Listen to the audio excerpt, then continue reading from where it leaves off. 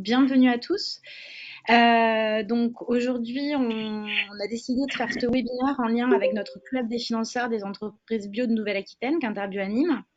Donc l'objectif aujourd'hui de cette réunion qui durera environ jusqu'à midi, c'est que vous connaissiez mieux le club des financeurs d'Interbio, mais aussi bien sûr l'objectif c'est que vous connaissiez mieux les financeurs qui composent ce club et aussi les dispositifs publics et privés qui sont à votre disposition. Donc on n'aura évidemment pas le temps en 2 petites heures de présenter l'ensemble des solutions des membres du club.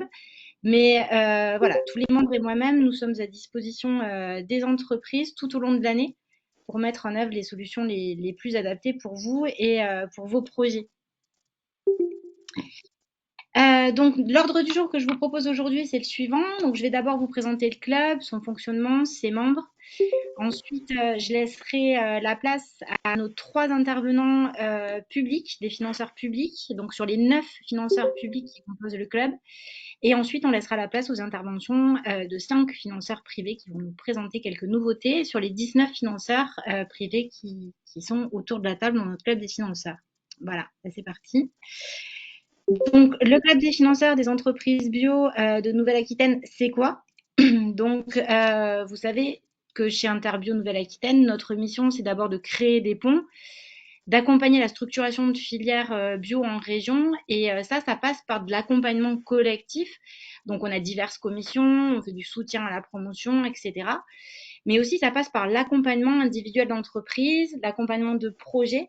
Parce que forcément, une entreprise qui se développe en bio sur le territoire, eh bien, ça induit évidemment des opportunités pour les producteurs d'une part et aussi pour tous les autres maillons de la chaîne de valeur d'autre part. Donc, au fil du temps, on a bâti une expertise et aussi un réseau pour pouvoir accompagner les porteurs de projets. Donc, en 2021, on a récapitulé dans une offre de service que vous pourrez trouver sur notre site internet tous les moyens qu'on peut mettre en œuvre pour pouvoir informer, pour pouvoir conseiller, pour pouvoir accompagner les entreprises bio sur la région.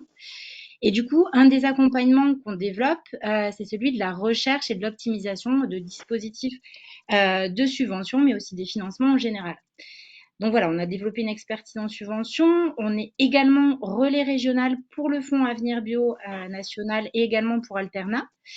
Et donc l'idée de tout ça, c'est qu'on puisse fournir à nos entreprises un accompagnement qui puisse être clair, qui puisse être identifié et facilité pour monter son projet, pour trouver des partenaires et évidemment pour trouver les financements les plus opportuns.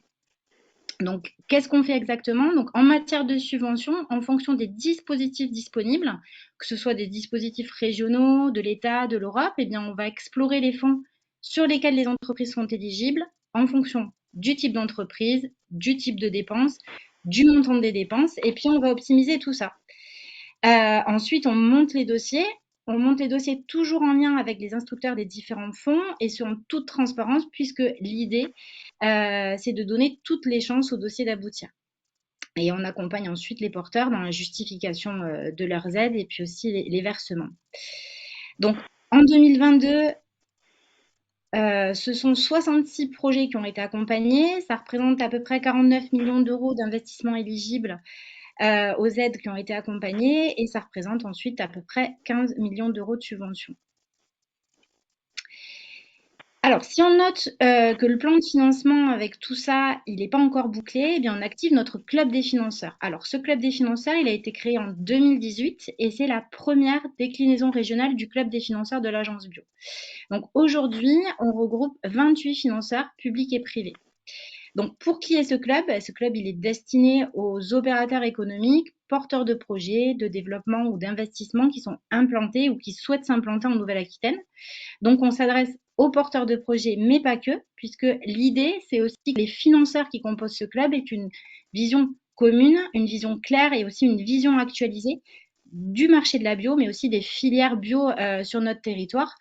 L'idée, c'est qu'ils aient tous le même niveau d'information pour aider au mieux nos entreprises à se développer et à investir sur le territoire. Alors, comment ça marche? Donc, nous, chargés de mission d'Interbio, on échange directement avec les porteurs de projets. Et puis, les porteurs, ils déposent leurs besoins sur notre plateforme Internet, qui est sur le site Interbio d'Interbio Nouvelle-Aquitaine. Donc les projets, ils sont présentés, ils sont étudiés et ensuite on passe à la mise en relation avec les membres du club qui vont proposer leurs solutions. Donc, l'idée, c'est de trouver les meilleurs dispositifs et les meilleurs partenaires financiers pour le projet en question. Donc voilà, sur le site, les entreprises, elles peuvent déposer leurs besoins. Donc c'est interbio-nouvelle-aquitaine.com. Il y a un onglet Club des financeurs. Et on peut déposer son projet via la petite plateforme qui est sur le site. Sur ce site-là, vous pouvez également trouver toute la liste, la description et les contacts des financeurs qui font partie du club des financeurs. Alors, je vais donc vous présenter les financeurs de notre club. On va commencer par les financeurs publics. Donc, on a la région Nouvelle-Aquitaine, qui interviendra tout à l'heure avec Béatrice Durgeon et Jean-Guillaume Paytavy. On a l'ADRAF Nouvelle-Aquitaine. Donc là, vous avez connecté avec nous David Brook, vous pourrez lui poser des questions ensuite si vous le souhaitez. On a les agences de l'eau, donc Adour-Garonne et Loire-Bretagne, l'ADEME qui interviendra aussi. On a la DRETS, l'agence bio et la BPI. Donc tous ces financeurs développent des solutions pour accompagner et soutenir les entreprises selon leurs besoins. Alors, aussi, on ne va pas développer le sujet aujourd'hui, mais il est important que vous sachiez que la DRAF, la DRETS et la région sont aussi disponibles pour vous accompagner dans ce contexte qui est un peu compliqué aujourd'hui pour certains, notamment avec les aides sur les hausses des énergies. Donc, on a mis toutes les infos et les liens sur notre dernière lettre d'info et sur des articles qui sont sur notre site internet. Mais voilà, il ne faut pas hésiter à nous contacter, à les contacter si vous avez des besoins à ce niveau-là. Ensuite, on a des financeurs privés, donc on a des banques généralistes, donc font partie du club la Banque Populaire, le Crédit Agricole, le Crédit Mutuel Arkéal, le Crédit Mutuel, le Crédit Coopératif, le CIC. Donc certains sont connectés aujourd'hui avec nous.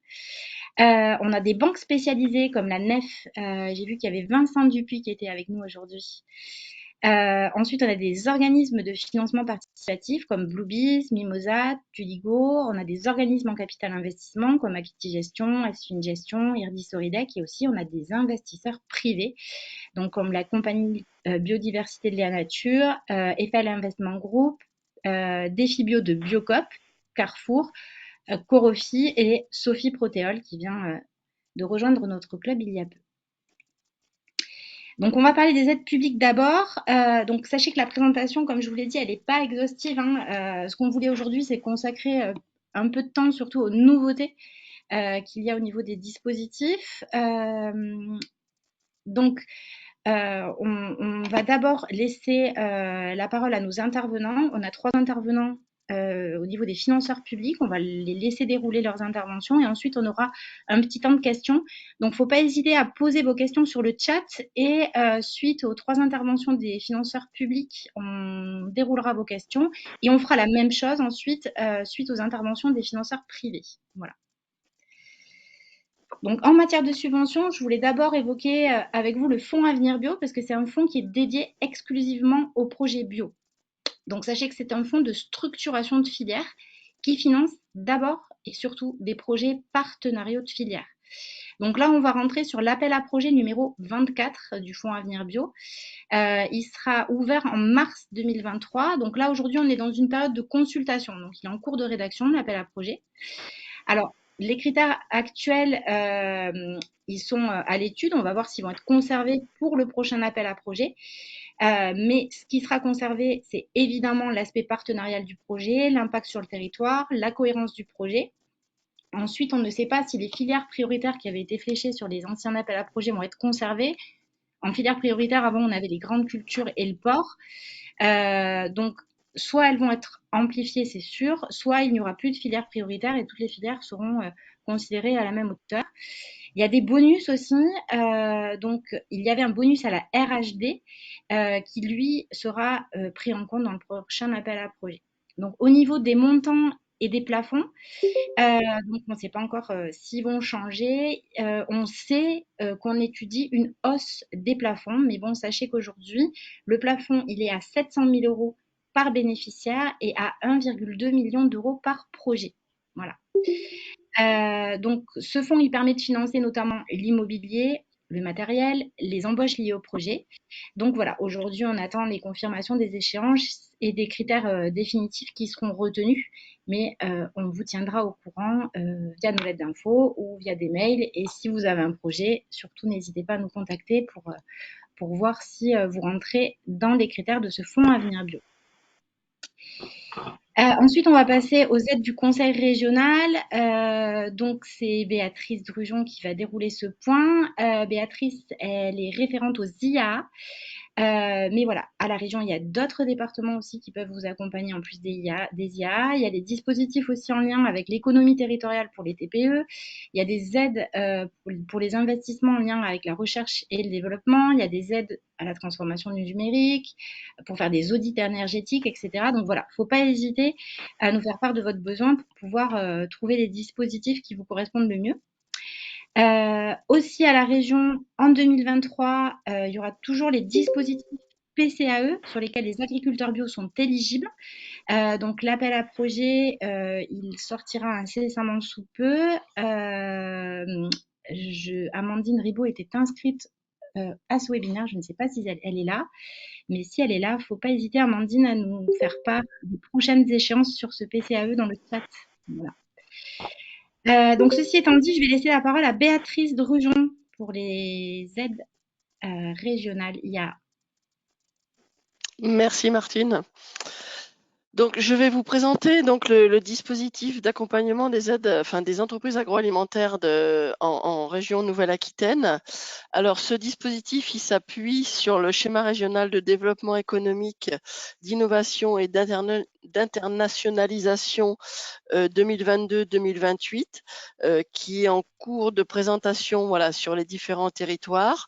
En fait, il s'agit de la feuille de route du plan d'action de la région concernant les aides au développement économique, et il a été voté notamment en juin 2022, en fait. Sachant que le règlement d'intervention de la région sera voté, lui, en février. Donc, il y a certains dispositifs sur lesquels je ne vais pas pouvoir rentrer dans les détails. Donc, les objectifs de ce schéma de développement économique, c'est d'accélérer les transitions au service de la compétitivité et du développement économique, c'est de renforcer la souveraineté par l'innovation responsable, et c'est de placer l'humain et le territoire et l'équilibre des territoires au cœur de ce développement. L'objectif de la région, c'est de faire en sorte que Nouvelle-Aquitaine soit la première région éco-responsable en 2030, une région décarbonée, compétitive, sociale et souveraine, en fait. Tout ça dans l'esprit de Néoterra. Néoterra, en fait, qui est la feuille de route qui a été votée alors pour la première partie en novembre 2019, et la deuxième partie sera votée en mai 2023. Donc, la région va définir des ambitions autour de l'accompagnement des transitions, que ce soit énergétiques, environnementales, à venir d'ici 2030. Donc là, on avait sur la précédente partie 11 ambitions. Alors, Martine, c'est la diapo d'après. On avait 11 ambitions. Là, on va partir sur 6 ambitions, logiquement, et notamment un certain nombre d'indicateurs pour suivre l'implication de la région, des territoires et des entreprises dans cette dimension environnementale et économique. Donc, les aides au développement économique, elles vont s'appuyer en fait sur 3 dispositifs. Tout d'abord, les aides régions. Donc pour l'année 2023, elles vont se monter à 15 millions d'euros. On est sur une période de contraintes budgétaires, donc elles sont un petit peu diminuées par rapport aux 2 années précédentes. Elles vont s'appuyer aussi sur des fonds régionaux, le Fonds européen agricole pour le développement rural, le FEADER, avec une disponibilité de 6 millions d'euros par an. C'est un cofinancement, en fait. Voilà, il y aura des 6 millions d'euros du FEADER, et il y aura un cofinancement régional de 4 millions d'euros sur ce dispositif obligatoirement. Donc ça, les aides ont été votées en 2022 pour ce fonds européen. Et idem pour le FEDER, qui est le Fonds européen de développement régional, qui est à hauteur de 32 millions sur la période 2021-2027. donc ce qui nous fait à peu près une disponibilité de 6 millions d'euros, mais c'est sur l'ensemble, enfin par an, c'est sur l'ensemble du secteur des PME, donc pas seulement IA, mais PME en général. Donc là, un dispositif un petit peu moins important. Ces fonds d'intervention vont s'appuyer sur le règlement d'intervention, entre autres, qui sera voté en février, mais sur lequel on a les dimensions européennes qui ont déjà été votées. Donc, ils vont concerner les entreprises agroalimentaires sous la plupart des formes, qui exercent une activité de stockage, conditionnement, transformation de produits agricoles et commercialisation hors commerce de détail. Ils vont concerner notamment les groupements d'agriculteurs ou les structures collectives comme les coopératives, majoritairement détenues par des agriculteurs. On va aussi avoir les sociétés prestataires pour le compte d'entreprises agroalimentaires et puis les collectivités locales, notamment pour des fonds régions, pour des raisons de simplification administrative. Les entreprises qui vont être ciblées seront essentiellement les PME et les ETI. Et en ce qui concerne les coopératives agricoles, ça concernera en fait toute taille d'entreprise, y compris les grandes entreprises.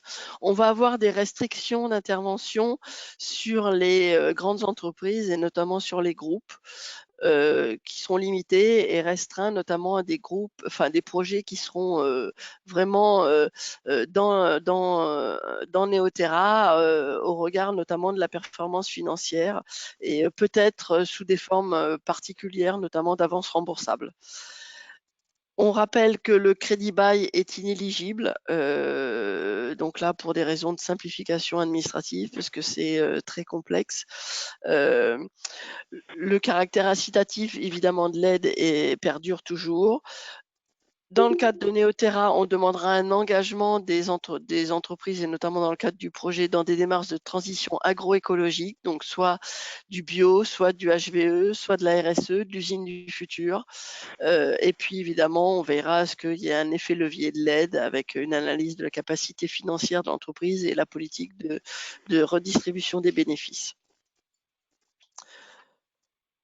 Donc l'ensemble de ces dispositifs d'intervention, alors majoritairement ils concernent les projets d'investissement productif, pour des projets qui vont notamment être compris entre 120 000 euros et en général 3 millions d'euros.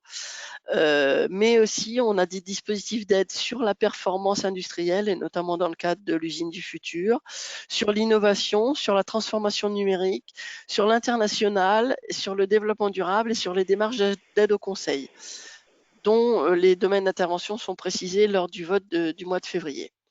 On a aussi des dispositifs, comme tu l'as rappelé tout à l'heure, Martine, issus d'autres services, notamment sur tout ce qui est développement des compétences avec nos collègues des services formation et tout ce qui concerne aussi l'ingénierie financière avec les garanties ou notamment le prêt alternat qui sera présenté tout à l'heure.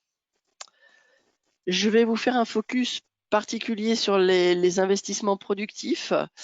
Il faut savoir que on aura des critères d'éligibilité qui sont en lien avec les démarches de transition agroécologique en lien avec Neoterra. Donc, pour les projets d'investissement productif de plus de 300 000 euros, pour les entreprises agroalimentaires, il faudra absolument qu'il y ait une démarche RSE ou usine du futur qui soit initiée. Et pour les groupements d'agriculteurs, il faudra que les agriculteurs soient majoritairement engagés dans une démarche d'agriculture biologique, HVE ou RSE. Enfin, pour les investissements de plus de 1,5 million, on sera dans une démarche d'éco-conditionnalité. Et là, la démarche RSE sera obligatoire pour que le projet puisse être aidé. Donc, en ce qui concerne, une fois que l'entreprise soit éligible, il faudra aussi qu'elle soit sélectionnée.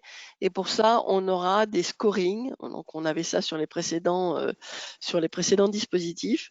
Donc, des critères de sélection qui sont conformes aux orientations régionales, notamment sur des projets qui contribuent à la transition climatique et environnementale. On y retrouve effectivement les projets dédiés aux productions bio, qui fait partie des priorités régionales, et les projets dédiés à la fabrication de produits intégrant des protéines végétales ou avec une dimension environnementale particulière, tout ce qui concernera l'environnement, l'énergie ou encore les dispositifs carbone.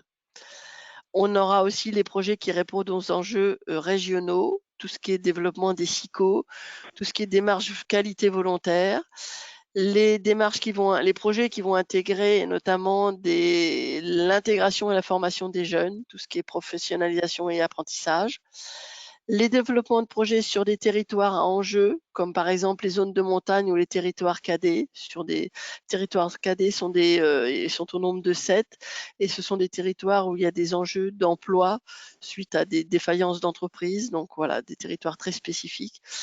Le renouvellement de tissus productifs avec la création, la transmission d'entreprises et les projets collectifs détenus majoritairement par les agriculteurs. Et enfin, on aura une priorisation pour les primo-demandeurs, les entreprises qui n'ont jamais déposé de dossier dans les 4 années précédentes.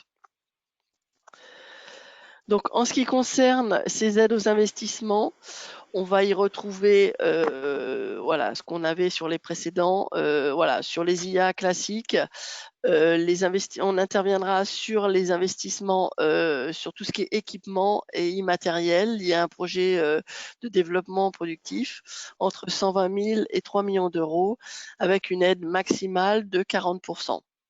On sera sur de la subvention ou des prêts publics. Un focus spécifique sur les entreprises agroalimentaires des filières fragilisées. Donc, pour les projets d'abattage et de découpe de viande et pour les projets de création d'entreprises de moins de 2 ans en zone de montagne, en zone rurale, en zone de revitalisation rurale ou en territoire cadet, l'immobilier sera éligible en plus des équipements et de l'immatériel, au même taux d'aide et dans les mêmes conditions. Voilà, avec évidemment l'éco-conditionnalité pour les projets de plus de 1,5 million. On sera sur des taux d'aide avec un taux de base de 20% et des bonifications de 10% pour certaines d'entre elles qui sont cumulables. Donc, on aura 10% pour l'abattage et la découpe de viande, 10% pour les projets en territoire de montagne ou cadet, 10% pour les projets collaboratifs portés par des collectifs d'agriculteurs, dont les COP, et 10% pardon, pour les projets des filières en crise. C'est notamment le cas de la filière palmipède à foie gras, voilà, qui est soumise à l'influenza aviaire. Donc, on arrivera sur un taux maximum d'aide publique qui est autorisé par règlement, qui est autour de 40%. Bon, globalement, on sera sur des projets en fonction de la réglementation et des taux maximum autorisés, essentiellement entre 20 et 30%. Comment déposer en fait une aide? Eh bien, on reste sur les mêmes dispositifs qu'avant, c'est-à-dire que avant tout démarrage, toute signature de vie, il faudra nous envoyer une demande d'aide préalable qui nous permettra, nous, d'orienter le dossier sur les dispositifs, soit une aide région, soit une aide FEADER, soit une aide du FEDER. Le dépôt ensuite se fera sur la plateforme Mes démarches en Nouvelle-Aquitaine, mais une fois qu'on aura envoyé les liens aux porteurs de projet. Vous avez ensuite les différents référents qui interviennent sur les dossiers. Donc, vous avez des chargés de mission qui, en général, traitent deux départements chacun, dont vous retrouverez les noms. Laure Abgral qui traite des dossiers d'innovation, et puis Maëva qui va traiter les dossiers purement FEDER. Mais en général, c'est le chargé de mission qui orientera vers les référents qui vous concernent. Et puis vous avez ensuite les différents contacts, voilà, le service relations aux usagers qui peut vous aider dans le cadre du dépôt, et puis évidemment en première ligne le service agroalimentaire qui peut répondre à l'ensemble de vos questions. Donc, je reste à votre disposition pour répondre à vos questions une fois les interventions terminées.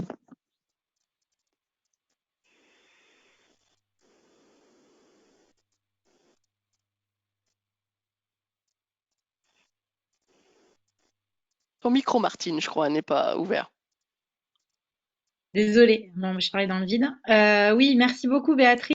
On va du coup laisser dérouler Jean-Guillaume Betavi pour Alterna et ensuite l'ADEME pour laisser place aux questions que vous aurez éventuellement à Béatrice. N'hésitez pas à les noter dans le chat du coup. Je vais laisser la parole à Jean-Guillaume pour l'Alterna. Oui, merci et bonjour à tous. Du coup, je vais présenter le dispositif de prêt garanti alternat.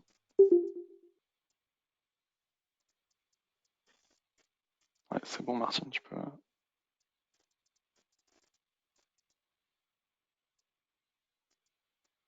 Merci.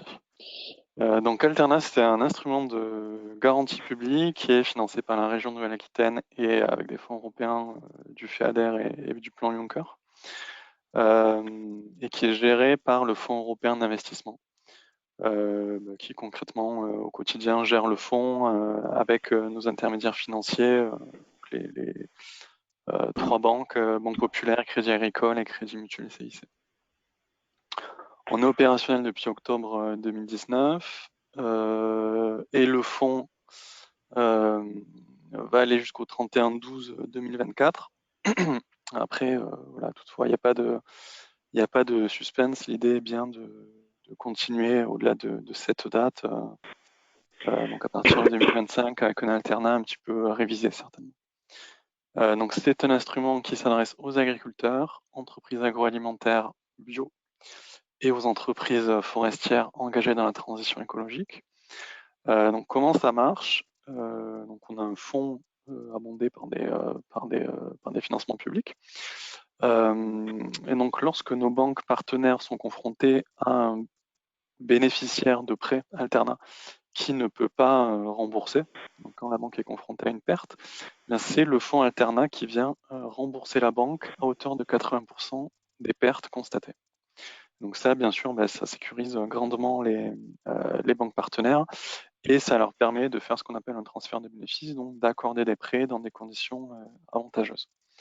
Donc les prêts sont complémentaires au programme de subvention.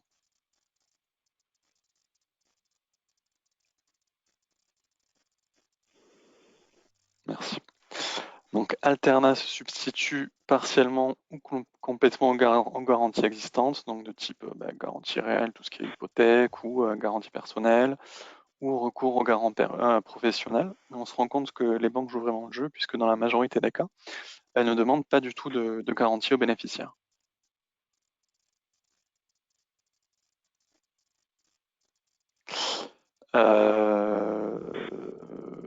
Voilà, donc comme j'ai dit, le risque des banques il est grandement diminué.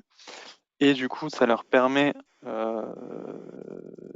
d'abord de financer plus facilement en fait, des projets qui peut-être d'habitude sont jugés un petit peu plus risqués, parce que plus innovants ou parce que portés par des exploitations ou entreprises qui n'ont pas forcément d'historique de crédit. Donc voilà, donc ça c'est le premier grand avantage, c'est effectivement de ne pas avoir d'avoir un accès facilité pour le bénéficiaire à un financement, à un prêt. On a ensuite, comme je l'ai déjà dit aussi, dans la plupart des cas, une garantie qui du coup n'est plus demandée. Et on a par ailleurs une offre de prêt qui se fait en principe à des conditions qui sont avantageuses en termes de taux d'intérêt ou de frais de dossier, qui du coup bien souvent sont annulés.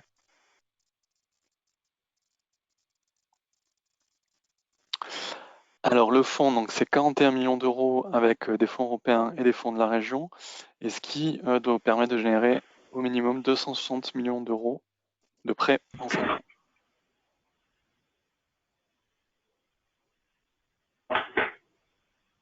Alors voilà, là j'ai listé un peu tous les types d'investissements éligibles. Donc les trois premiers items là, c'est surtout ce qui est purement production agricole. On a ensuite un item, donc soutien à la transformation, commercialisation de produits agricoles portés par des agriculteurs. Et surtout ce que j'ai surligné en vert, donc le soutien aux entreprises agroalimentaires pour développer des produits certifiés bio.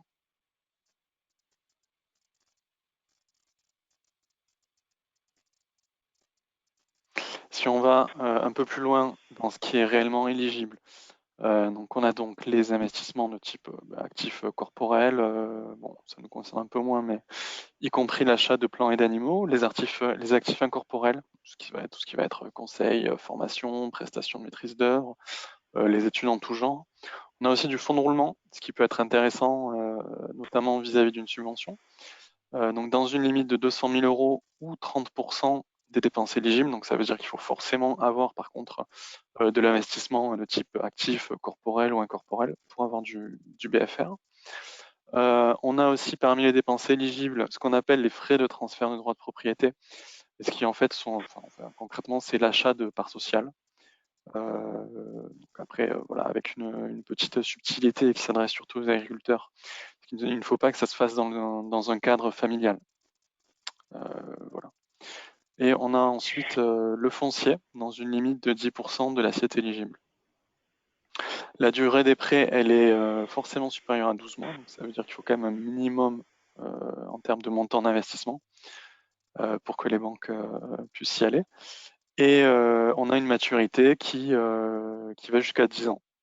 Toutefois, les banques, là aussi, jouent le jeu, et bien souvent, elles accordent bien entendu des prêts qui vont au-delà de 10 ans, ce qui signifie qu'elles sont plus couvertes par la garantie. Un petit focus sur ce qui, en revanche, n'est pas éligible. Ce qui pourrait nous concerner, nous, c'est par exemple le matériel d'occasion, crédit bail ou la mise aux normes.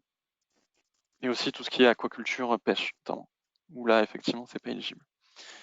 Les critères d'éligibilité, donc les bénéficiaires sont les entreprises agroalimentaires qui exercent une activité de stockage, conditionnement, transformation et ou commercialisation de produits agricoles et agroalimentaires. Petite remarque, donc les coopératives agricoles sont éligibles.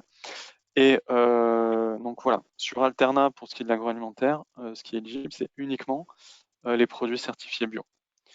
Là aussi, petit focus sur ce qui en revanche n'est pas éligible. Donc ce qui n'est pas éligible, c'est la transformation et commercialisation d'un produit agricole en un produit non agricole. Donc là, on se base sur les définitions, sur la liste de produits agricoles définis par la Commission européenne. Et ce qui n'est pas éligible également, et là ce sont les règles de notre gestionnaire de fonds, le FEI, ce sont les boissons alcoolisées distillées. Voilà. Donc voilà, après tout ce qui va être éligible, c'est vraiment très large, on n'a pas de liste beaucoup plus précise que ce qui concerne le stockage, conditionnement, transformation, développement et commercialisation. Tout ce qui s'inscrit là-dedans est éligible. On a un montant maximum de prêts qui est autour de 1,5 million d'euros, même si on a déjà vu des prêts qui vont jusqu'à 2 millions de manière un petit peu plus exceptionnelle. En termes d'avancement, en 30 secondes, vous dire que voilà, on a un dispositif qui aujourd'hui fonctionne vraiment très bien. On observe même une accélération assez importante dernièrement, puisque là j'avais les données de décembre où on était à 149 millions d'euros, et aujourd'hui on a des données un petit peu actualisées qui sont à 188 millions d'euros, ce qui représente à peu près 70% de notre objectif d'engagement. Donc voilà, on a un dispositif qui aujourd'hui est très dynamique et très bien intégré par les banques, les bénéficiaires et les structures qui les accompagnent.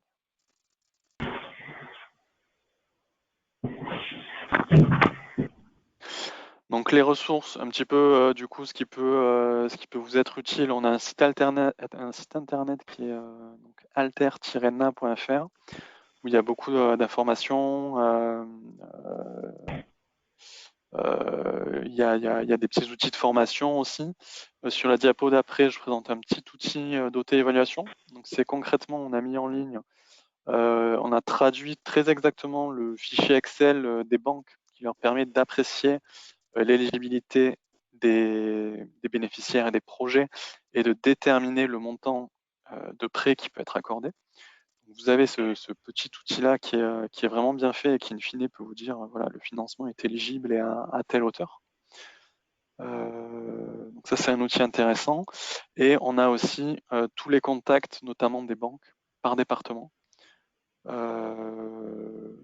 Voilà. Et bien entendu, pour ce qui est des relais et des structures relais, il y a bien entendu Interbio qui aujourd'hui a l'habitude d'accompagner des porteurs de projets sur Alternat, et vous pouvez aussi bien évidemment me contacter via les contacts que vous pouvez voir actuellement. Merci beaucoup, Jean-Guillaume. Donc, sachez que cette présentation, elle vous sera adressée, hein, voilà, si vous voulez noter les contacts pour le contacter rapidement, il n'y a pas de problème. Sinon, on vous enverra la présentation. Je vais maintenant passer à notre dernier intervenant au niveau des financements publics. C'est Maxime Depal de l'ADEME. Maxime, je vous laisse la parole. Oui, merci Martine. Donc bonjour à tous. Maxime Despal, donc je représente ici l'ADEME. Donc rapidement, en deux mots, l'ADEME, c'est l'Agence de la transition écologique. Donc nous, on est un opérateur de l'État sous tutelle du ministère de l'Environnement et de la cohésion des territoires. Et on est en charge de mettre en œuvre les politiques publiques en matière de transition écologique, en proposant notamment donc des financements aux porteurs de projets, mais également de l'expertise, de l'accompagnement et de la mise en réseau. Donc c'est à ce titre-là, donc en fait nous on va cibler tous les acteurs de la société, même si historiquement c'était plutôt les collectivités publiques et le grand public. Et maintenant c'est surtout les collectivités publiques toujours et les entreprises. Et donc c'est à ce titre-là qu'on est partenaire d'Interbio et on est partenaire également pour un double titre, c'est en raison du secteur clé qui est l'alimentation, puisque ça représente actuellement un quart de nos émissions au périmètre national.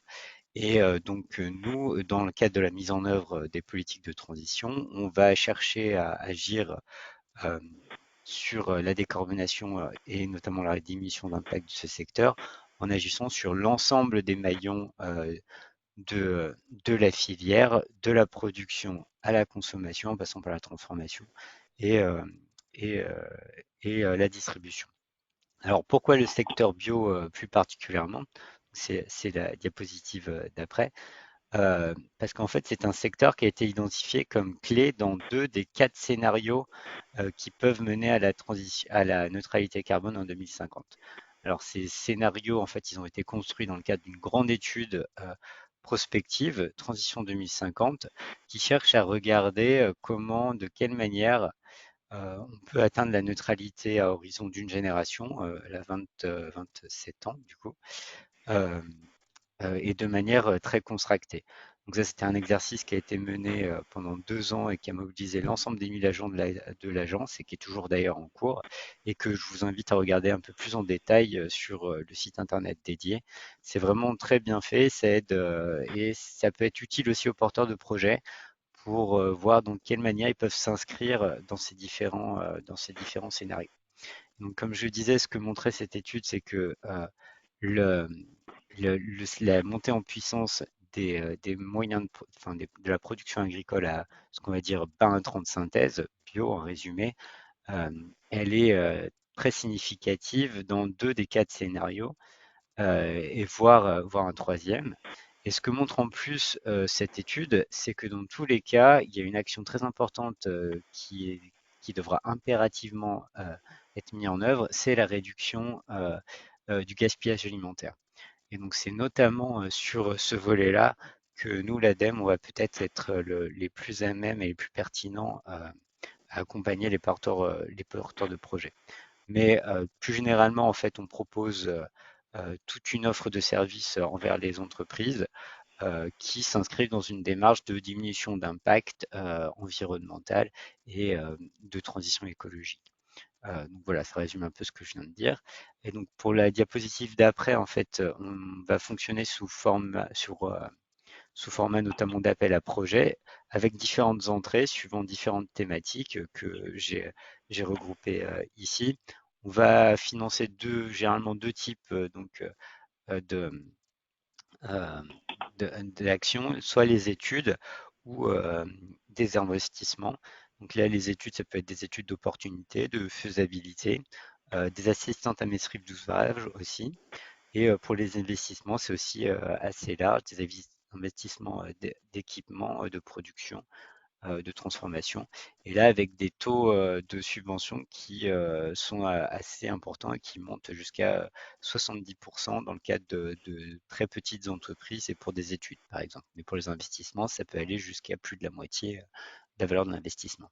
Donc là, sur ce premier volet d'aide, les thématiques peut-être les plus pertinentes ici pour les porteurs de projets, ça va être surtout sur la partie gestion des biodéchets et lutte contre le gaspillage alimentaire. Mais on propose également en fait tout un panel d'aide via d'autres dispositifs. Donc c'est la diapositive d'après, et notamment sur le volet énergie qui prend toute son importance et qui est d'autant plus importante aujourd'hui dans le contexte de hausse des coûts de l'énergie qu'on connaît.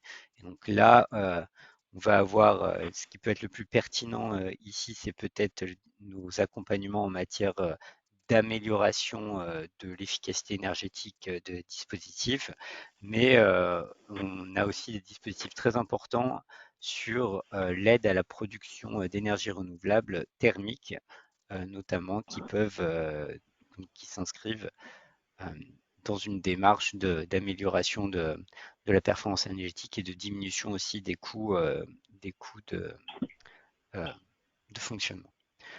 Voilà, donc je vous laisserai regarder un peu plus en détail chacun de ces appels à projets sur notre plateforme en ligne d'IAD, Agir pour la transition .adem.fr, un site très bien fait, très ergonomique, où vous pouvez retrouver rapidement tous ces éléments, et notamment les conditions d'éligibilité.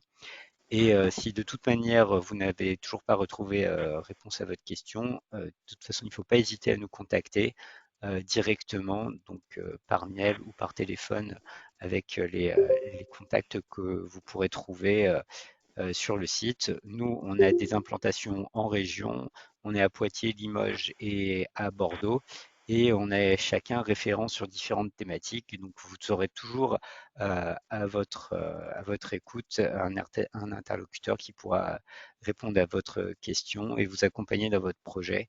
Et si ce n'est pas le cas, vous rediriger vers d'autres opérateurs peut-être plus pertinents. Voilà. Merci, Merci Martine. beaucoup, Maxime. Merci beaucoup à vous trois. On va laisser place à vos questions. Donc, Alice, je ne sais pas s'il y a des questions dans le chat. Oui, tout à fait. Bonjour à toutes et à tous. Alors, on a eu une première question, Madame Haribé qui demandait si la présentation serait disponible et envoyée après le webinaire. Donc oui, on vous enverra la présentation. Ensuite, on a une question pour Madame Drujon de la région Nouvelle-Aquitaine par Madame Maëva Avril qui demande: est-ce qu'un diagnostic RSE est financé par la région en partie? Alors, on aura ce qu'on appelle des objectifs de coûts simplifiés. Et donc, dans le cadre d'un projet d'investissement, on pourra prendre en charge, dans la globalité du soutien du projet, on aura une aide forfaitaire de 4 000 € pour les diagnostics RSE. Sous différentes formes, hein, que ce soit du diagnostic 3D, de la labellisation selon la 26 000, même du PME+. Voilà, il y aura plusieurs dispositifs qui seront proposés en fonction de l'état d'avancement de l'entreprise. D'accord, merci. Ensuite, on a une remarque de Ferme Est Creuse Syndicat Mixte, possibilité d'aide des SCIP ou des SCOP. Alors, je ne sais pas à qui s'adresser cette question. Est-ce que vous voulez peut-être prendre la parole? Je vais en profiter pour répondre aussi à une question que j'ai vue passer. C'était sur les types de structures qui étaient susceptibles d'accompagner l'ADEME.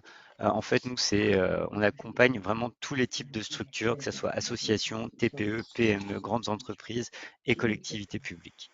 On va pas faire un arrêté pour dire que. C'est pas grave, je vais mettre la remorque en face.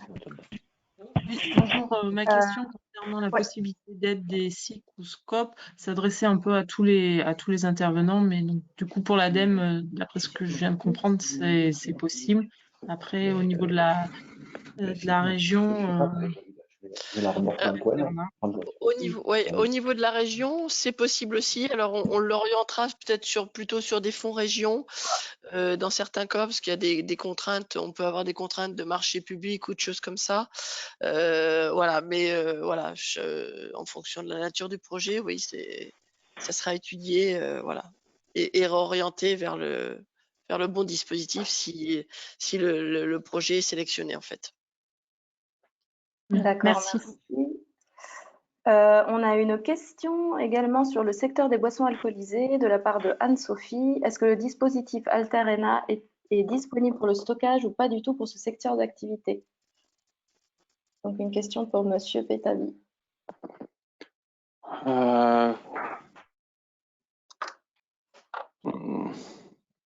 Pour faire uniquement du stockage. Enfin, il faut quand même, pour moi, il faut quand même que ça s'inscrive dans une société qui ne fait que du stockage. Pour moi, ce sera pas forcément éligible. Il faut quand même que ça s'inscrive dans un processus de transformation. Après, s'il y a un projet effectivement qui est porté par une entreprise agroalimentaire et avec des investissements de stockage, ça serait éligible. Mais une entreprise qui ne fait que du stockage comme un prestataire de service, pour moi, ne sera pas forcément éligible. Bon. En Alors, tout cas, en c'est pour première analyse, quoi. c'est pour le secteur des boissons alcoolisées, Jean-Guillaume. Du coup, je comprends pas forcément la question. Elle s'adresse plutôt, la question, elle porte sur le stockage en lui-même ou sur la filière, le secteur éligible? Anne-Sophie, vous voulez peut-être prendre la parole? Bonjour, vous m'entendez? Allô? Oui. Oui, on t'entend, oui. Très bien, merci. Oui, en fait, c'est pour une activité de production de boissons alcoolisées et dans cette activité, il y a une partie stockage. Et c'était là où Oui, intervenait ma si ça question. s'inscrit, pour moi, si ça s'inscrit dans un projet, bon, du coup, il y a deux questions, mais si le stockage, s'il s'inscrit dans un projet plus général et s'il est porté par une entreprise qui fait la transformation, c'est éligible. Après, la boisson alcoolisée, il faut voir exactement ce que c'est. Tout ce qui est distillé n'est pas éligible. Le vin, en revanche, D'accord. est éligible. Tout ce qui est spiritueux, même s'il y a une activité Oui. de stockage, ne sera pas pris en compte. Ouais, malheureusement, c'est pas possible. Ok. Merci. Nous avons également une question, alors anonyme, mais y a-t-il des aides d'investissement pour la création d'épiceries de producteurs en circuit court et pour les restaurants locavores? Ensuite, il y a une précision, restaurant avec des produits locaux et en majorité bio. Donc, j'imagine que c'est pour tous les intervenants. Alors, sur la partie épicerie, on est sur uniquement le côté vente. Donc, pour nous, ça n'est pas éligible, hein. Il n'y a pas de transformation. On a dit qu'on n'aidait pas les commerces de détail. Après, on est souvent sur des établissements qui sont de moins de 10 salariés. Donc, c'est plutôt les dispositifs de nos collègues de l'économie territoriale. Et il y aura des conditions à respecter en termes de développement sur le territoire. Donc, voilà, il faudra se rapprocher notamment des chambres de métiers qui peuvent appuyer ce genre d'établissement et voir après si c'est compatible avec des aides sur les TPE en fait. Merci. Donc, on a une autre question de Madame Haribé. Les aides peuvent-elles être fléchées sur des emplois?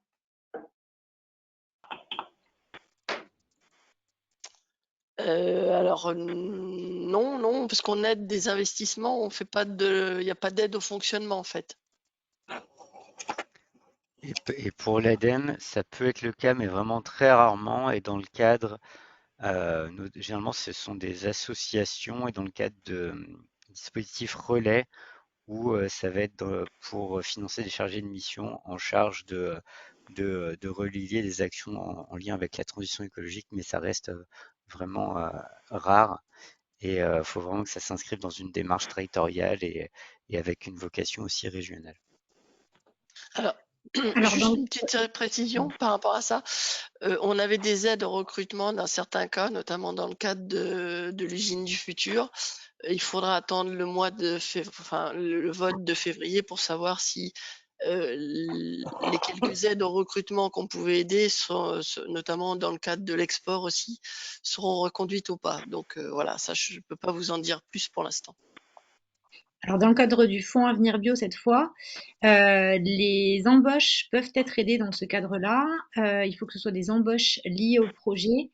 Et le fonds Avenir Bio est en mesure d'aider les salaires bruts chargés de nouveaux emplois créés dans le cadre de ce projet sur 2 ans, pendant les 3 ans du projet qui vont être considérés lors du dépôt du dossier.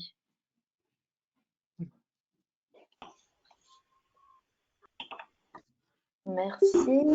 Est-ce que donc on n'a pas d'autres questions dans la chat? Si, une nouvelle question de Monsieur Nicolas LF. Quels sont les pourcentages entre les apports perso, les subventions, la part crédit BPI et crédit banque?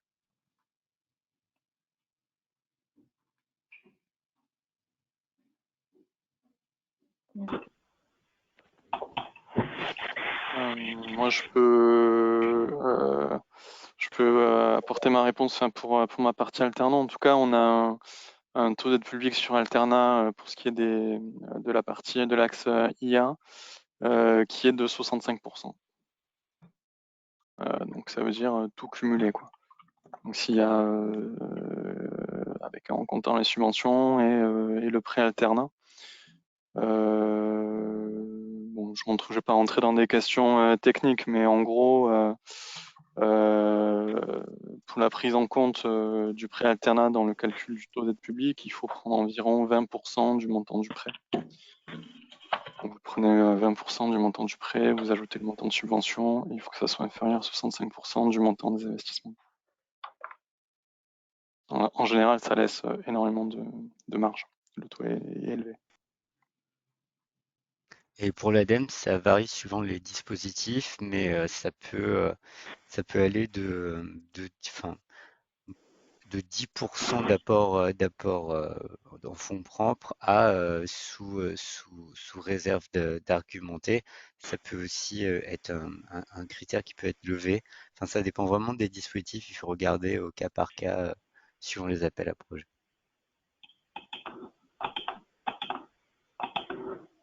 Très bien, merci. Donc, nous avons une nouvelle question de Gilles de Bollardière. Donc, si j'ai bien compris, les aides ne peuvent être orientées sur la partie marketing-distribution. Donc, j'imagine qu'elle s'adresse à tous les financeurs. Non, on est plutôt effectivement sur l'aspect investissement matériel, dans certains cas l'immobilier. Après, on peut avoir des aides au conseil qui peuvent intégrer une dimension d'adaptation à certains marchés, de modernisation des pratiques, mais voilà, ça sera étudié au cas par cas, peut-être dans le cadre d'un diagnostic usine du futur, par exemple.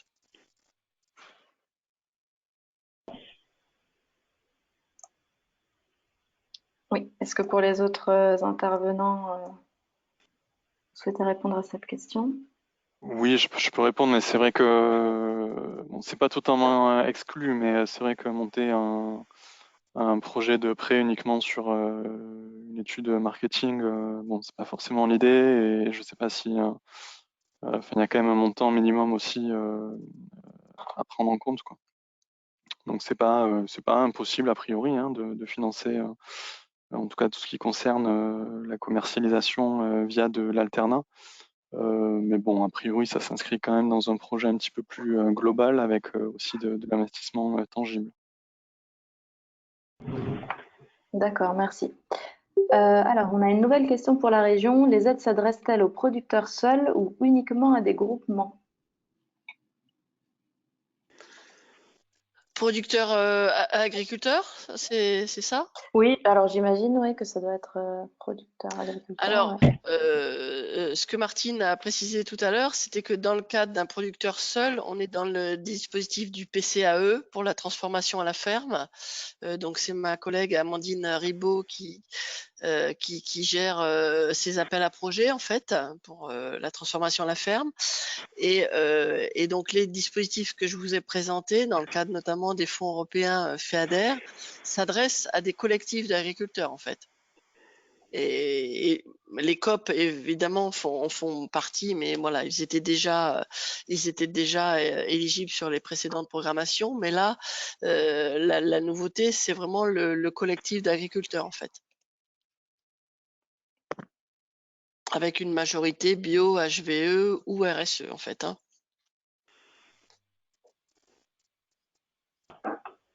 Merci.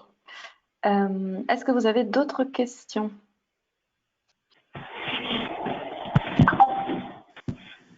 Ok. Merci beaucoup. Donc de toute façon, si vous avez des questions, des interrogations, voilà, on est disponible au fil de l'eau. N'hésitez pas à nous contacter si vous avez des questions qui surgissent suite au webinaire, il n'y a aucun souci. Alors, il y a juste une dernière petite question qui est arrivée. Un collectif peut-il être une asso? Madame Arrivé.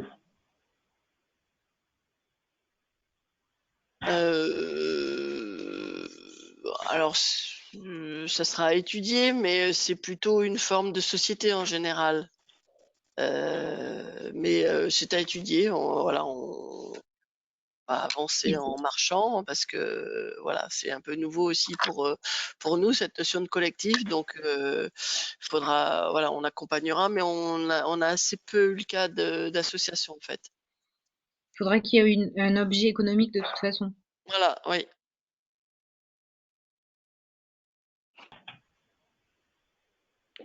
Merci beaucoup. Merci. Du coup, on va passer à la présentation des nouveautés de la part de nos financeurs privés. Donc, vont intervenir là en suivant Corofi, Bluebees, Mimosa, Akiti Gestion et Sfin Gestion. Alors, comme tout à l'heure, attention, la présentation, elle n'est pas exhaustive. Puisqu'on a d'autres financeurs privés au tour de table. Donc, il y a toutes les solutions des banques généralistes qui peuvent être mises à votre disposition. Donc, je vous le rappelle, on a le Crédit Agricole, la BP, le CIC, le Crédit Mutuel, le Crédit Coopératif. On a des banques spécialisées comme la Nef, et puis on a d'autres financeurs en capital investissement comme IRDI, Soridec, et aussi d'autres financeurs en financement participatif comme Tudigo. Et enfin, on a aussi les financeurs privés comme Sophie Protéol qui est spécialiste de la filière grande culture, Léa Nature, Eiffel, Carrefour et Biocop. Voilà pour le petit rappel. Je passe la main tout de suite à Nathalie Jacquet qui va nous parler des solutions de Corofi. Nathalie, vous êtes là? Oui, je suis là. Bonjour à tous. Donc, je suis Nathalie Jacquet de la société Corofi. On peut passer à la slide suivante. Voilà, donc Corofi. Donc, Corofi, c'est Compagnie Rhodanienne de Financement. Donc, nous, on existe depuis 35 ans et on est le leader français indépendant du financement de biens d'équipement à destination des entreprises. Donc, nous, on va vous accompagner sur l'ensemble de vos financements à travers des solutions locatives. Donc, on propose des contrats de location. Donc, qui nous sommes? La slide suivante, s'il vous plaît. Voilà. Donc, le siège social est basé à Lyon. Nous avons 10 agences en France. Je suis basée sur l'agence de Mérignac et je suis en charge de la partie, enfin de tout le territoire Nouvelle-Aquitaine. On travaille avec 25 000 clients et on peut également travailler sur la Belgique et la Suisse. On peut vous accompagner. On fait à peu près 250 millions d'euros de chiffre d'affaires.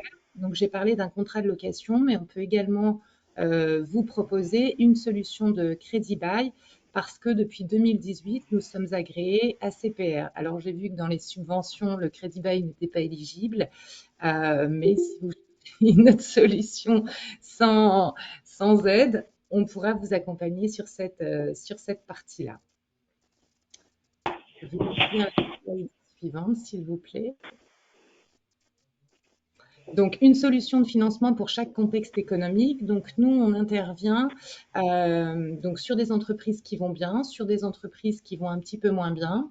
On peut intervenir sur des créations d'entreprises, sur des reprises d'activités, sur des crises de croissance. On va assez loin dans l'accompagnement de nos clients. En revanche, il faut toujours qu'il y ait un équipement lorsque l'on intervient pour vous accompagner sur vos investissements. Systématiquement, il faut qu'il y ait un équipement. Donc, le sujet, ça peut être, vous avez besoin… Ah non, c'était la slide précédente. Pardon. Vous avez besoin d'acquérir un nouvel équipement ou de renouveler les équipements qui sont en place. Donc, de l'outillage. On peut faire du véhicule aussi, tout ce qui est tracteur. On peut faire de l'immatriculable ou du non immatriculable.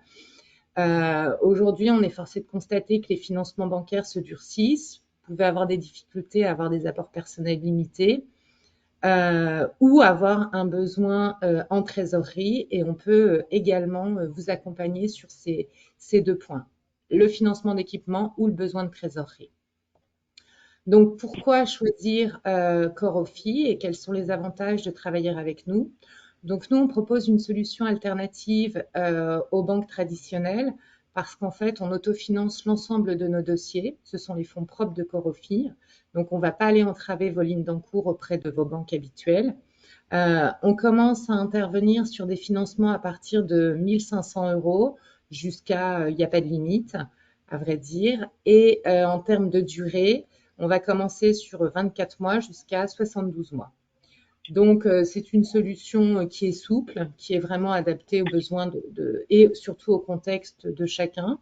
Ces solutions vous permettent de diversifier vos sources de financement parce que vous n'allez pas solliciter que les banques. Vous pouvez préserver votre indépendance financière.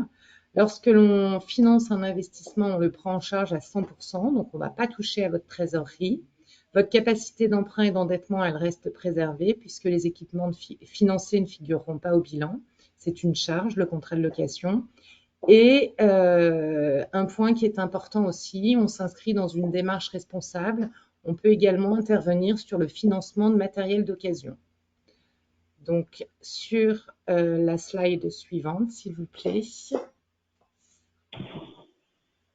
Voilà, donc là, c'est l'offre concernant le besoin en trésorerie. Donc, comment est-ce que ça se passe? Toujours par rapport à un bien. Vous avez acheté un bien il y a quelques mois ou quelques années. Si le bien a 6 mois, je vais vous racheter la facture à la valeur neuve. S'il a plus de 6 mois, on y appliquera une décote.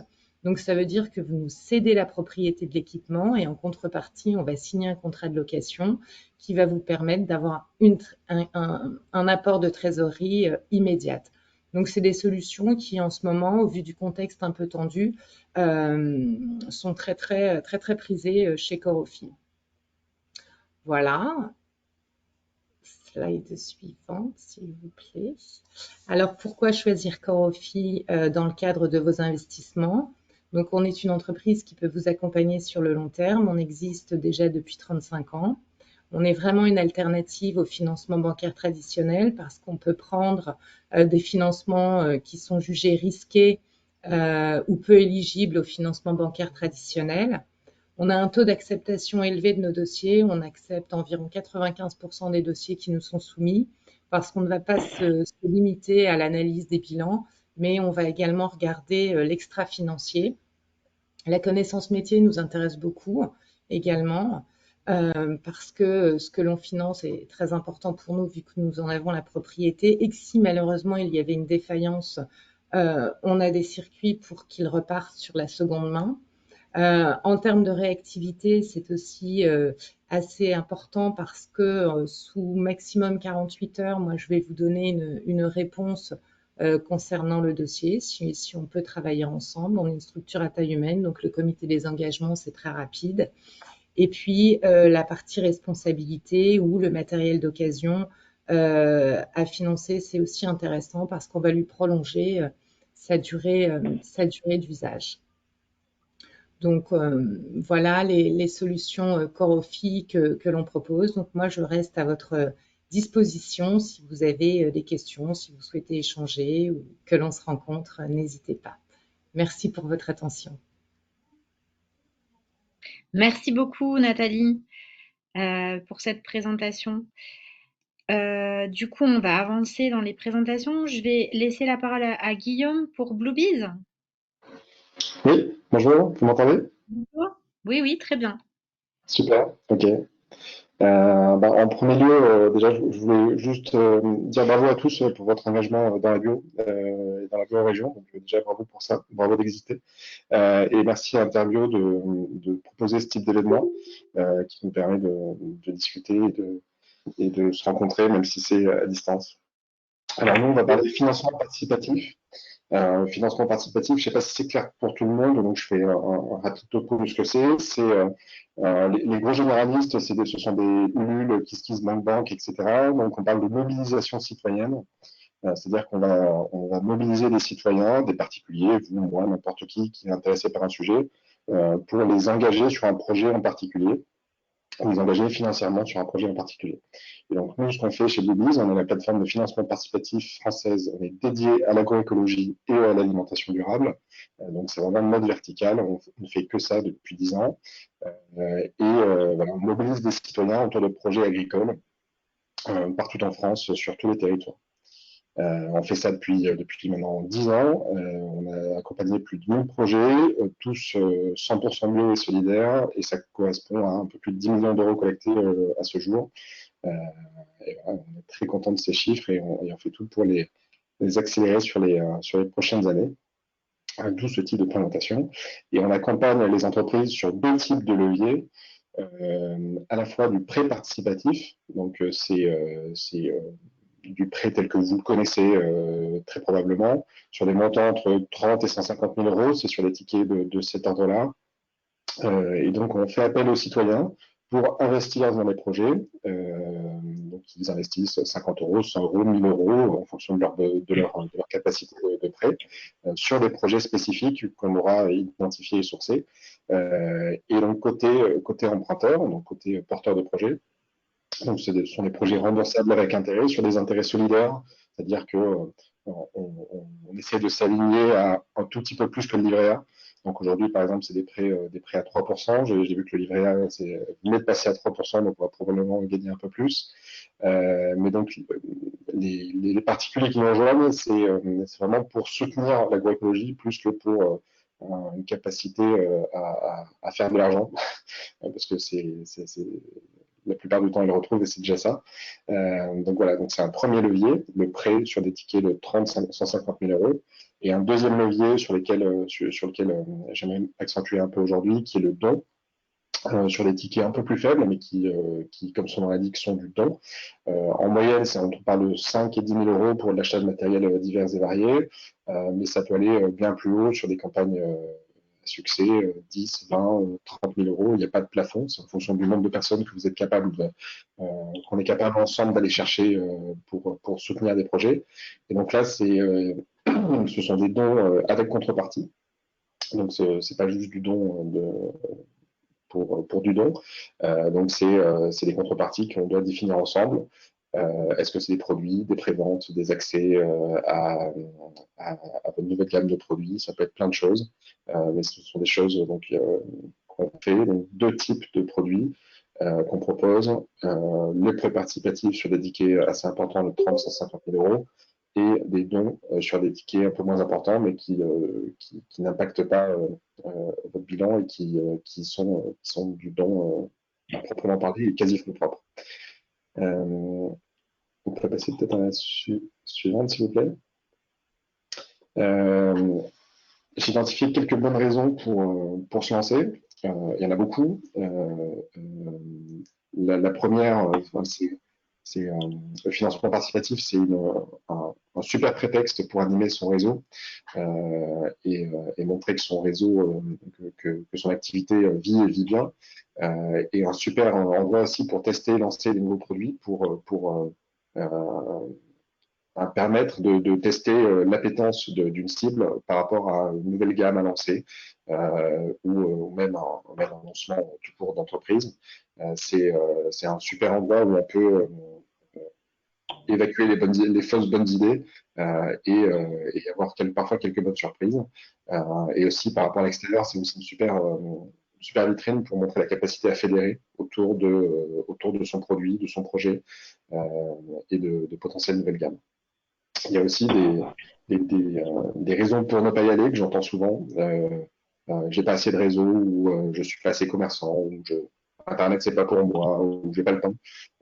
Mais j'ai jamais vu de bonnes raisons. C'est-à-dire que tout ça, c'est pas vraiment des bonnes raisons. C'est-à-dire que tout ça, sont des mauvaises raisons sur lesquelles faire en sorte que votre business ne fonctionnera pas. Et donc, si vous n'avez pas assez de réseau, si vous n'êtes pas assez commerçant, vous n'êtes pas sur Internet, ou vous n'avez pas le temps de faire venir du cash dans votre entreprise, ben c'est pas des bonnes raisons qui vous feront nuire à votre financement participatif, c'est des bonnes raisons qui vous font nuire à votre activité en général. Donc, le financement participatif est très aligné, le succès d'un financement participatif est très aligné avec le succès de votre entreprise. C'est pour ça que c'est pour moi il y a toujours des bonnes raisons à se lancer. Donc voilà, en synthèse, nos deux activités. D'un côté, le prêt participatif sur des tickets de l'ordre de 30-150 000 euros qu'on peut mobiliser en 2 mois, et de l'autre, le don sur des tickets plus modérés, mais qui sont non remboursables et qui permettent de mobiliser une communauté autour de ces nouveaux produits. Je vous ai mis quelques exemples ensuite de quelques succès de campagnes de dons, à la fois sur de l'alimentation durable. Donc ça, c'est le lancement d'une nouvelle gamme de biscuits à faible indice glycémique. Donc on a réussi à mobiliser plus de 180 contributeurs sur ce projet. Et le deuxième, c'est un ordre très agricole, avec le lancement d'une ferme qui a mobilisé plus de 300 contributeurs sur le lancement 2.0 d'une ferme, donc là aussi en don avec contrepartie. Voilà en synthèse ce que j'avais à vous expliquer sur Bluebees, sur ce qui est le financement participatif. Et moi, je suis Guillaume Kenyon, je suis responsable des opérations de Bluebees. Voilà, donc n'hésitez pas à me shooter un petit mail si vous avez des questions, si vous avez juste pour dire bonjour, je réponds tout le temps. Voilà, je vous remercie. Merci beaucoup Guillaume pour cette présentation. Je vais laisser maintenant la main à Jérémy pour Mimosa. Bonjour. Vous m'entendez? Oui, très bien Jérémy. Bon, parfait. Écoutez, bonjour à tous. Merci effectivement de me donner l'opportunité également de présenter Mimosa. Et du coup, merci à Guillaume, mon confrère de chez Bluebees, qui a très bien expliqué les principes du financement participatif. Donc, je vais éviter de faire de la redite. Donc, Mimosa, c'est une plateforme de financement participatif qui existe depuis 7 ans. Et qui est spécialisée sur la thématique agricole et alimentaire. Donc, depuis notre création, on a accompagné à peu près 6000 projets en France et en Belgique pour lesquels nous avons les agréments.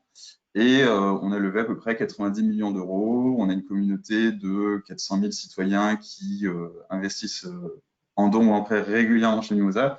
Et depuis quelques temps, on a levé le premier fonds de dette dédié à la transition agricole. Donc, je vais en parler un petit peu plus tard. On peut passer à la slide suivante.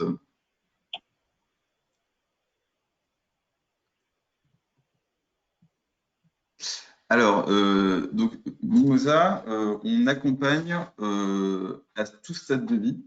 Souvent, j'entends vous accompagner principalement à l'installation. En réalité, non, on peut financer de l'installation, du développement, plein de choses. On peut financer aussi toutes les filières. Donc, on va financer de la production, dit vulgairement de la fourche et la fourchette. Donc, on peut aussi bien financer de la production, de la transformation ou de la distribution. On a déjà financé des épiceries, on peut financer de la minoterie, de la brasserie. Dans l'esprit, effectivement, on s'attache à publier des projets qui ont une coloration éco-responsable. Ça fait partie de nos valeurs, ça fait partie de nos engagements, parce qu'aujourd'hui, on est labellisé Bicorp. Et donc, ça veut dire qu'effectivement, on s'est engagé, on l'a inscrit dans nos statuts qu'on s'est engagé dans la transition et on essaie de le matérialiser par les biais des projets que nous accompagnons. Et on peut passer à la slide suivante.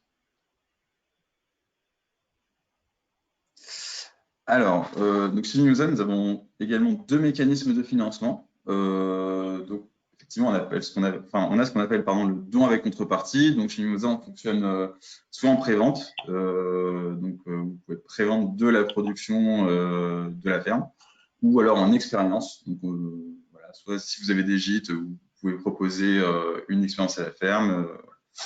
On collecte à partir de 1 000 €. Bon, notre record, mais c'est assez exceptionnel, c'est 150 000 €. Dans les faits, on a une collecte moyenne à 6 500 € et on peut aller jusqu'à 10 000 à 15 000 €. Au-delà, ça commence à devenir assez ambitieux. Donc après, sur le don avec contrepartie aussi, ce que je peux vous dire, c'est que c'est très floqué entreprises qui vendent en B2C, donc directement aux particuliers. On a un deuxième mécanisme de financement qui s'appelle le prêt rémunéré, où là, effectivement, c'est aussi des gens qui vous prêtent de l'argent. Et là, il n'y a pas de contrepartie en nature, c'est un remboursement capital plus intérêt. Donc, on collecte à partir de 15 000 € en prêt. Potentiellement, on peut aller jusqu'à 2 millions d'euros. Et la collecte moyenne, c'est environ 250 000 €. Ce que je peux vous dire, c'est que, donc, grosso modo, on finance de 3 mois jusqu'à 7 ans maximum. On finance également, alors sans caution, sans garantie, sans objet. Donc, la conséquence de ça, c'est que sur un plan de financement, on peut très facilement se positionner sur du VFR, sur du stock, sur du cheptel, sur tout un tas d'objets sur lesquels parfois, en tant que partenaire financier classique, on peut avoir plus de mal à se positionner parce qu'on ne peut pas s'adosser une garantie ou parce que voilà, sur le patrimoine, effectivement, il n'y a pas de choses vraiment pertinentes sur lesquelles s'adosser. Donc, dans ce sens-là, en participant au plan de financement, on peut faire effet de levier sur le reste de la dette bancaire. Voilà. Peut-être qu'on va passer à la slide suivante. Hop, alors, maintenant, sur le cas particulier d'un prêt Mimosa chez les PME, parce qu'on ne finance pas que des petites entreprises, pourquoi ils viennent chez nous? Alors, ça peut être effectivement pour la réactivité, parce qu'on s'engage à donner un accord de principe sous les 48 heures et un accord définitif sous les 10 jours.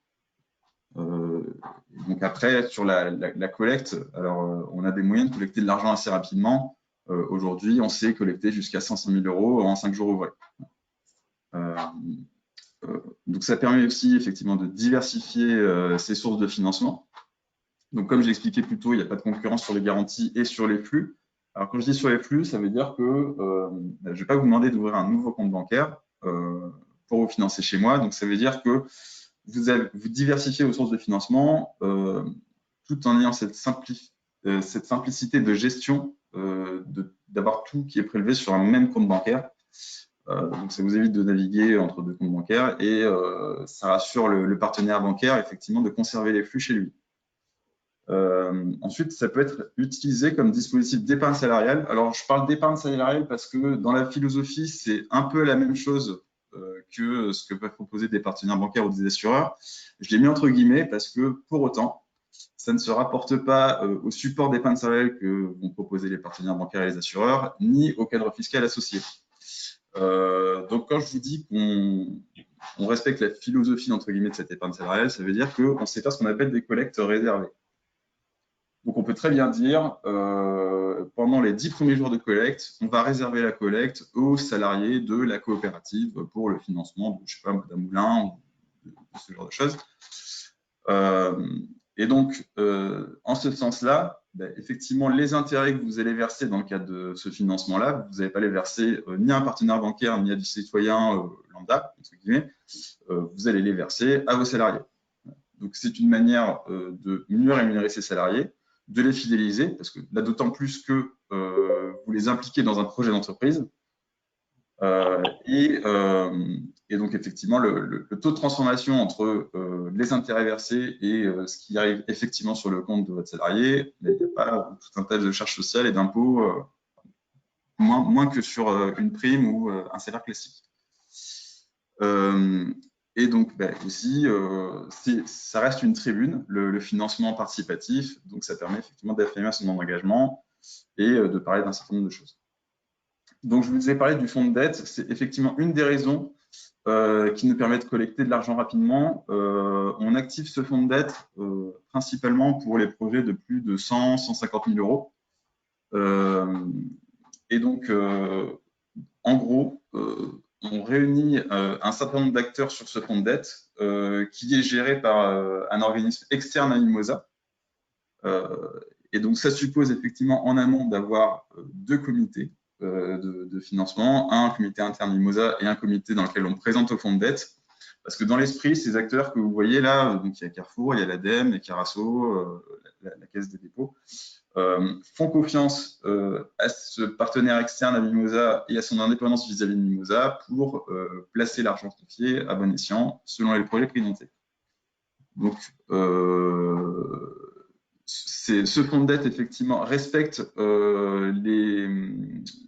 la volonté du principal abondeur, le Fonds européen d'investissement, notamment dans les règles qu'il a édictées par rapport au financement de la transition écologique.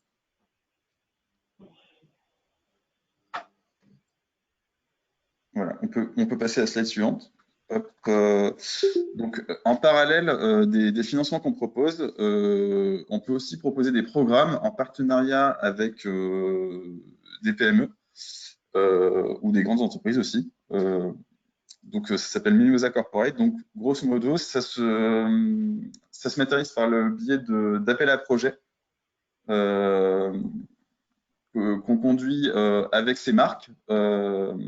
Donc, dans l'esprit, si vous voulez, ça peut être, si je prends l'exemple de Carrefour, Carrefour souhaite aider les entreprises agricoles en situation de transition agroécologique.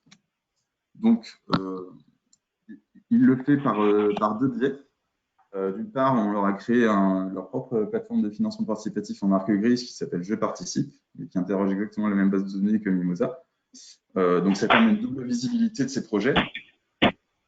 Et au-delà de ça, tous les mois, Carrefour sélectionne son projet favori et délivre une dotation de 2 000 euros avec étude d'un référencement à minima à l'échelle locale. Voilà. Donc, je ne vais pas vous détailler tous les projets, mais dans l'esprit, en fait, ça permet vraiment aux entreprises qui veulent mettre en place des actions sur une filière de structurer ces actions.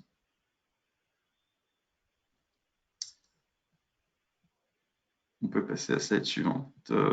Donc, nos belles histoires. Donc voilà, je ne vais pas forcément tout détailler, mais donc, grosso modo, par rapport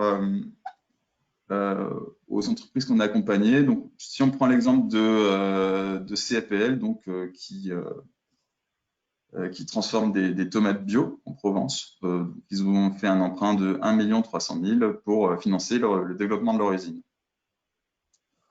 On a un exemple aussi en don avec une marketplace qui a financé 70 000 euros en don. Mais ça, je vous laisserai le découvrir sur les présentations, parce que je crois que j'ai un peu dépassé au niveau du temps.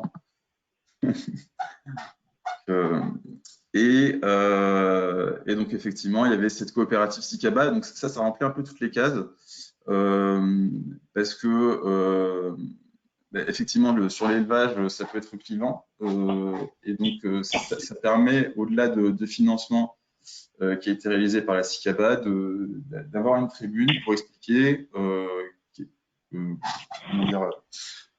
quelles sont les réalités de la bientraitance animale en élevage. Et alors, petite info de dernière minute qui n'est pas sur le diapo, que j'ai oublié de... Enfin, j'ai pas oublié parce que du coup, c'est officiel depuis vendredi, donc j'ai pas eu le temps de le mettre. On a mis en place ce qu'on appelle du cashback à impact auprès de notre communauté qui nous permet d'alimenter une poche budgétaire qui, in fine, va servir à réduire le coût du crédit pour les agriculteurs qui empruntent chez nous.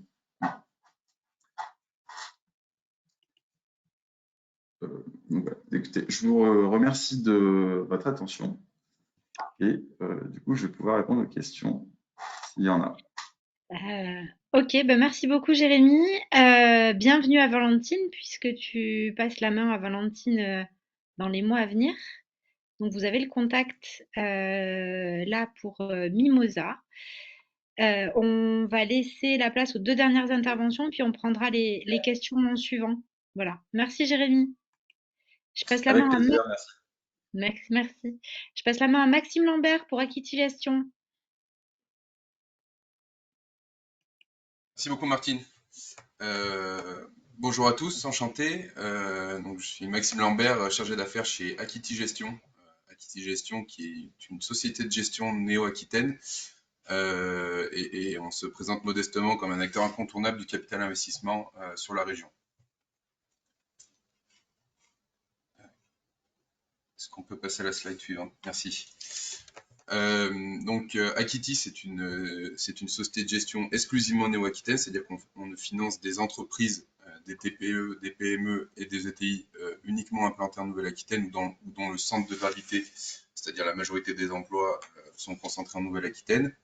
Nous faisons ce métier depuis une vingtaine d'années et cela nous a permis de financer plus de 500 entreprises en tout et accompagner environ 1000 dirigeants. Aujourd'hui, il nous reste 200 sociétés en portefeuille, ce qui est une de nos forces pour les mises en relation entre nos participations et entre les dirigeants.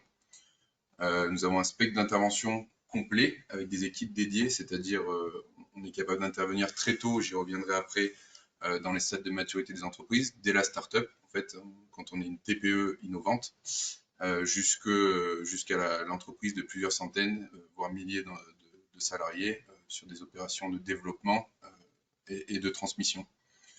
Donc nous avons 3 bureaux pour couvrir toute la Nouvelle-Aquitaine, à Bordeaux, Limoges et Poitiers. Nous sommes 20 professionnels, dont une quinzaine d'investisseurs, donc scindés entre les équipes dédiées à des métiers différents. Et nous avons un peu plus de 200 millions d'euros sous gestion à date.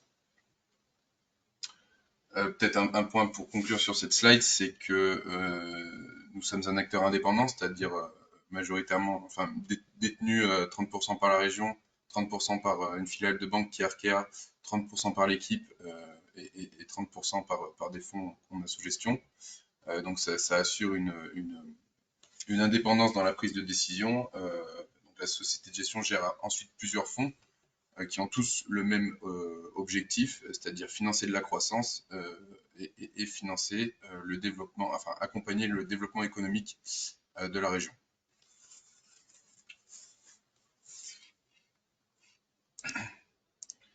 Donc quelques mots pour présenter le métier du capital investissement qui est souvent un peu méconnu.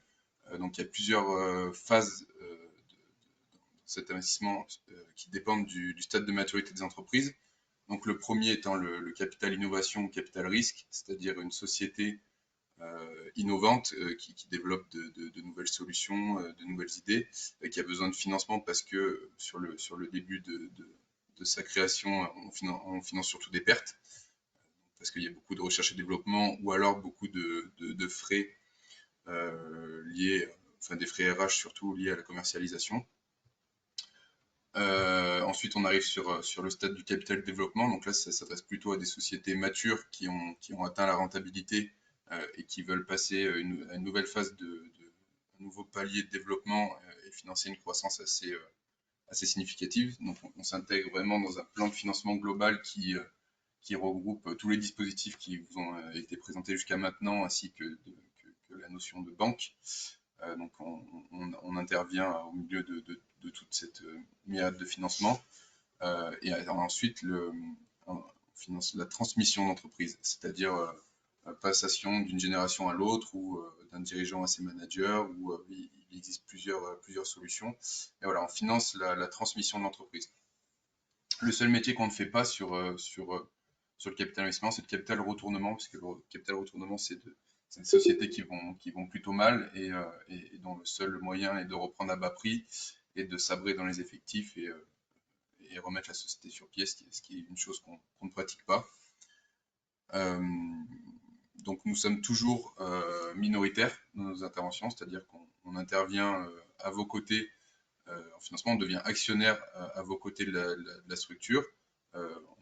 on est présent dans les organes de gouvernance pour prendre les décisions ou vous aider dans la prise de décision et établir une stratégie optimisée pour l'entreprise. Nous ne prenons pas la décision à votre place, mais nous sommes présents à vos côtés. On peut passer à la slide suivante. Voilà, donc là, une représentation de l'ensemble de nos métiers. Donc, très tôt, dès la création d'entreprise, on peut intervenir via un prêt d'honneur, c'est-à-dire c'est un prêt à la personne à taux zéro et avec un différé d'1 an qui vous permet de mettre en compte courant ou en capital de votre entreprise et faire effet de levier sur des financements qu'on appelle non dilutifs, c'est-à-dire bancaires ou subventions. Ces prêts peuvent aller jusqu'à 100 000 € par projet. Donc, c'est une valeur assez significative dans les premiers pas de l'entreprise, pour passer les premiers pas, notamment du développement de l'idée de l'innovation. Intervient ensuite la partie amorçage capital risque, c'est-à-dire investissement en capital dans les sociétés très innovantes, avec des tickets allant de 100 000 € à 3 millions d'euros. Alors sur un premier ticket, on est plutôt entre 100 000 € et 1 million d'euros. Et pour financer les étapes suivantes, nous serons capables de réinvestir à vos côtés. Et après, on a une grosse partie de notre activité qui est le capital développement et transmission, donc des sociétés plutôt matures qui sont rentables et qui cherchent à passer une nouvelle étape dans leur existence.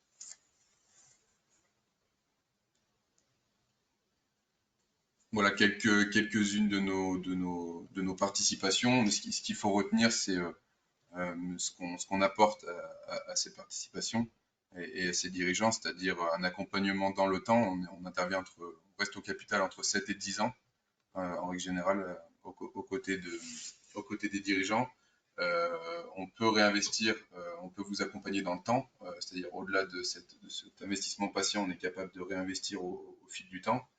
On met en place systématiquement désormais un plan extra-financier, c'est-à-dire politique RSE de l'entreprise, des obligations de moyens, c'est-à-dire photo à l'entrée, photo à la sortie, et on a une démarche d'amélioration qui doit être mise en place pour la transition écologique. Et aussi notre carnet d'adresses, c'est-à-dire soit en partie les 1000 dirigeants que l'on a accompagnés sur les 20 dernières années, avec qui on a des très bonnes relations en règle générale. On peut ouvrir des portes au niveau de la région, des banques, etc. C'est un acteur à vos côtés qui permet d'accélérer la croissance et le développement de votre société. On peut passer à la suite.